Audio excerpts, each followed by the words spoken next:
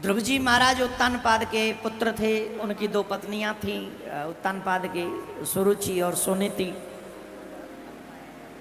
सुरुचि के पुत्र थे, लेकिन छोटी माँ के अपमान करने से अपमानित होकर बड़ी माँ के उपदेश के बाद वो चले गए वन में भगवान को पाने के लिए। लेकिन बिना गुरु के गोविंद की प्राप्ति नहीं होती, इसलिए दीक्षा ले लेनी चाहिए। दीक्षा की भावना से, अब उन्हें तो पता नहीं था बिना गुरु के गोविंद नहीं मिलते, इसलिए चले जा रहे थे। पर भगवान को जब कभी कृपा करनी होती है तो सारे संयोग बना देते हैं। देवर्षि नारद उन्हें मिल गए और देवर्षि नारद ने उन्हें मंत्र दिया, इस मंत्र को जाप करना, तुम्हारा कल्याण हो जाएगा। कौन सा मंत्र? ओम नमो भगवते वासुदेवाय। कि तुम इस मंत्र को जपना, इस मंत्र को जपोगे तो भगवत प्राप्ति होगी। नारद जी ने कहा और ध्रुव जी को यह बात समझ में आ गई और ध्रुव जी ने वही किया।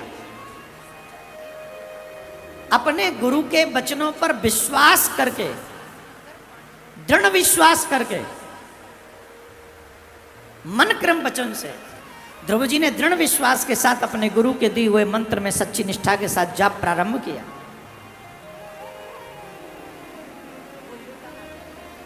प्यारे, मात्र 6 महीने में भगवत प्राप्ति हो गई। बोलो राधे राधे। भगवान ने कहा कोई वरदान मांग लो, जो चाहो सो। ध्रुव जी कह रहे प्रभु, पहले तो बोली नहीं निकल रहा था, बाणी मूक हो गई थी।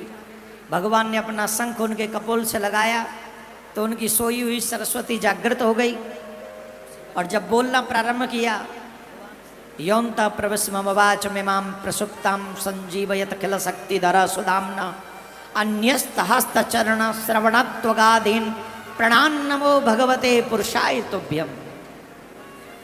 हे भगवान, आप ही सबकी इंद्रियों को शक्ति प्रदान करने वाले हैं, आप ही सर्वशक्ति संपन्न हैं, आप ही सबका कल्याण करने वाले हैं। मेरी सोई हुई सरस्वती को जागृत करने वाले आप ही हैं। हे परम पुरुष, मैं आपको बार बार नमन करता हूं।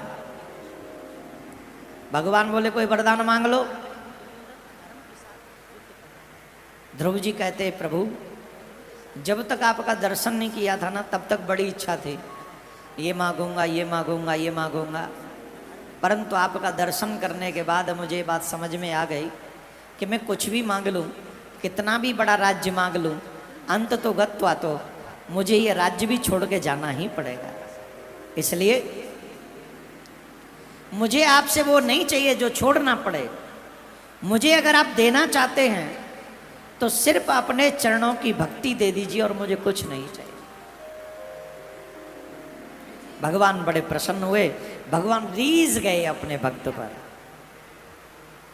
निष्काम भक्त हो तो, और निष्काम भक्त का मैं पूरा ध्यान रखता हूं।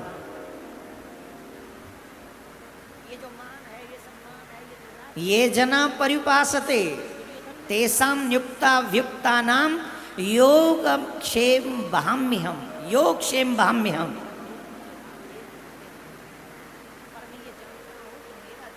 अनन्या चिंतयन्तो मां, जो मनुष्य मेरा अनन्य भाव से चिंतन करता है,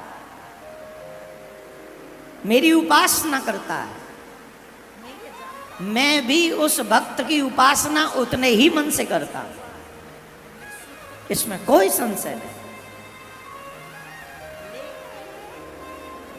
और जिस मन से वो उपासना करता है, उतने ही मन से, उसी भाव से मैं उसकी उपासना करता हूं। और जो निष्काम भाव से मेरी शरणागति स्वीकार करता है, मैं उसका सारा योग क्षेम बहन करता हूं। ध्रुव जी महाराज से कहा कि तुमने निष्काम भक्ति की है, परंतु मैं तुम्हारी इच्छा को मरने नहीं दूंगा।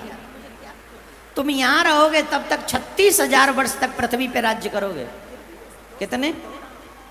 36,000 वर्ष, और सशरीर तुम मेरे लोक आना, तुम्हारे लिए मैं अपना लोक खाली कर दूंगा और फिर वहां राज्य करना। विष्णु लोक ध्रुव लोक के नाम से जाना जाएगा।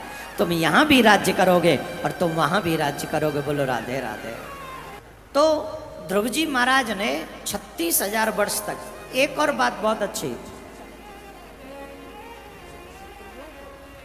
यक्षों के हाथों से ध्रुव जी महाराज के छोटे भाई का वध हो गया।